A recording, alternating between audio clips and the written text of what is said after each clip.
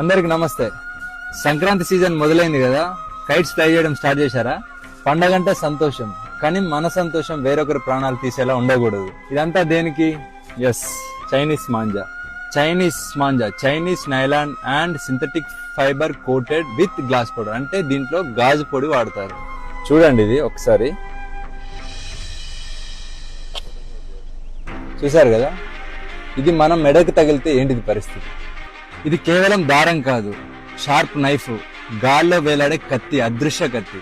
2-వీలర్ riders కి, animals కి, birds కి ఈ చైనా మాంజా తగిలి డీప్ కట్స్ జరిగి హెవీ బ్లీడింగ్ జరిగి ప్రాణాలు పోతున్నాయి. వీటి వల్ల చాలా మంది జీవితాలు నాశనం అవుతున్నాయి. ఒక్క చిన్న సరదా ఎన్నో కుటుంబాల్లో తీరని శోకాన్ని మిగులుస్తుంది. ఇది నాన్ బయోడిగ్రేడబుల్, ఇది భూమిలో కలవదు, ఇది బ్యాండ్ థ్రెడ్. ఈ మాంజా ఎవరైనా ఇల్లీగల్ గా అమ్మితే మీ నియరెస్ట్ పోలీస్ స్టేషన్ లో రిపోర్ట్ చేయండి. చైనా మాంజా అమ్మడమే కాదు, కొనడం కూడా నేరమే. చైనా మాంజా ప్లేస్ లో ఈ కాటన్ మాంజా వాడదాం. మరీ ముఖ్యంగా ట్రాఫిక్ అండ్ పవర్ లైన్స్ లేని దగ్గర ఓపెన్ గ్రౌండ్స్ లో మాత్రమే ఫ్లై చేద్దాం. పిల్లల్ని మాత్రం మీ ప్రెజెన్స్ లోనే కైట్స్ ఫ్లై చేయనివ్వండి. మీ సరదా ఎవ్వరికి శాపం కాకూడదు.